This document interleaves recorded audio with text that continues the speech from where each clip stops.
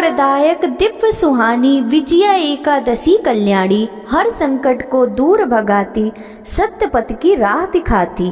कलयुग में जो पाप बढ़ाए, पुण्य बिना जो भाव में आए, उनके लिए यह व्रत है न्यारा, बने नैया जीवन का सहारा। हरे कृष्णा, राधे राधे। आप सभी को विजया एकादशी की हार्दिक शुभकामनाएं। फाल्गुन मास के कृष्ण पक्ष में पड़ने वाली एकादशी का नाम है विजया एकादशी और यह एकादशी व्रत अपने नाम के अनुरूप ही संपूर्ण फलों को प्रदान करने वाला और सभी कार्यों में सफलता प्रदान करने वाला अत्यंत पवित्र व्रत है। विजया एकादशी परम पुण्यदायिनी और कल्याणकारी तिथि मानी जाती है। इस व्रत के प्रभाव से हर संकट टल जाता है और साधक को जीवन में विजय प्राप्त होती है। जो भी व्यक्ति पूर्ण श्रद्धा भक्ति भाव से इस व्रत को करता है और एकादशी के नियमों का पालन करता है, उसके अधूरे कार्य पूर्ण होते हैं और सफलता उसके कदम चूमती है। कलयुग में जहाँ पाप और अधर्म बढ़ रहे हैं, वहीं यह एकादशी सद्मार्ग दिखाने वाली दीप शिखा के समान है। जो इस व्रत को नहीं मानते, वे अपने कार्यों में कभी सिद्धि नहीं प्राप्त करते और उन्हें अपने कामों में बहुत सी बाधाओं का सामना भी करना पड़ता है। वहीं जो श्रद्धा और नियम पूर्वक इस व्रत का पालन करते हैं, वे न केवल सांसारिक सुख प्राप्त करते हैं बल्कि आध्यात्मिक उन्नति भी प्राप्त करते हैं। इस व्रत के प्रभाव से व्यक्ति को हर परिस्थिति में विजय मिलती है, चाहे वो लौकिक हो या फिर पारलौकिक। तो चलिए ऐसी पुण्यदायिनी विजया एकादशी की तिथि और शुभ मुहूर्त के बारे में जानते हैं।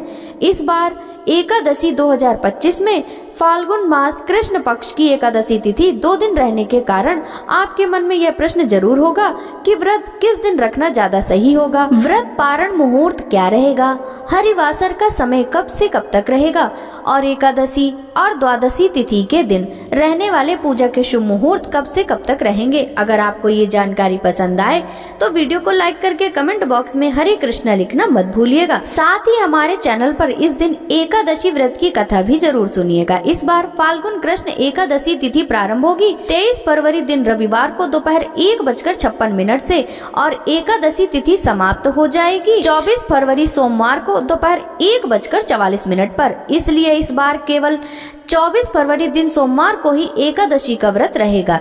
एकादशी के एक दिन पहले दसवीं तिथि के नियमों का पालन किया जाएगा और तुलसी के पत्ते तोड़कर रख लिए जाते हैं, लेकिन रविवार के दिन ना तो तुलसी जी में जल दिया जाता है ना ही तुलसी के पत्ते तोड़े जाते हैं। तो आप शनिवार को ही तुलसी के पत्ते तोड़कर रख लीजिएगा।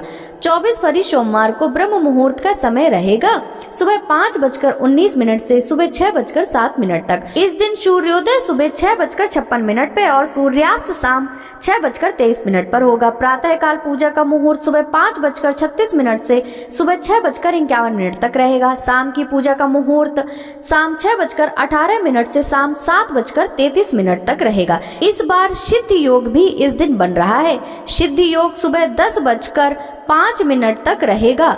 राहु काल सुबह 7:30 से रात 9 बजे तक रहेगा। जहां तक हो सके राहु काल का समय प्रारंभ होने से पहले पहले आप सुबह की पूजा कर सकते हैं। द्वादशी तिथि प्रारंभ होगी 24 फरवरी सोमवार को दोपहर 1:45 पर और द्वादशी तिथि की शुरुआत के साथ ही हरिवासर का समय भी शुरू हो जाता है। जब तक हरिवासर रहता है व्रत नहीं खोला जाता। द्वादशी तिथि समाप्त होगी 25 फरवरी मंगलवार को दोपहर 12:47 पर। एकादशी का व्रत हमेशा शुभ मुहूर्त और शुभ तिथि के अनुसार ही रखना चाहिए, इसलिए इस बार केवल 24 फरवरी सोमवार को ही व्रत रहेगा। चाहे गृहस्थ जन हो या वैष्णव जन, आप बिल्कुल भी कंफ्यूज मत होइएगा। अब जानते हैं द्वादशी तिथि के दिन रहने वाले मुहूर्त के बारे में। 25 फरवरी मंगलवार को सूर्योदय सुबह 6:55 पर और सूर्यास्त शाम 6:24 पर होगा। ब्रह्म मुहूर्त सुबह 5:18 से सुबह 6:06 तक रहेगा। इस दिन प्रातः काल पूजा का शुभ मुहूर्त 5:35 से सुबह 6:50 तक रहेगा। इस दिन अभिजीत मुहूर्त शुरू होगा दोपहर 12:16 से और दोपहर 1:02 पर समाप्त हो जाएगा। राहु काल दोपहर 3 बजे से दोपहर 4:23 30 मिनट तक रहेगा। हरिवासर का समय समाप्त होगा 24 फरवरी दिन सोमवार को 7 बजे तक। ध्यान रखिएगा, सोमवार को दोपहर 12:47 से ही हरिवासर का समय प्रारंभ हो जाएगा और शाम 7 बजे तक रहेगा। जो लोग हरिवासर के समय व्रत खोलते हैं उनके द्वारा रखे गए समस्त एकादशी व्रतों का पुण्य नष्ट हो जाता है। इसलिए व्रत रखने के साथ साथ व्रत पारण मुहूर्त की जानकारी भी आपको होनी चाहिए।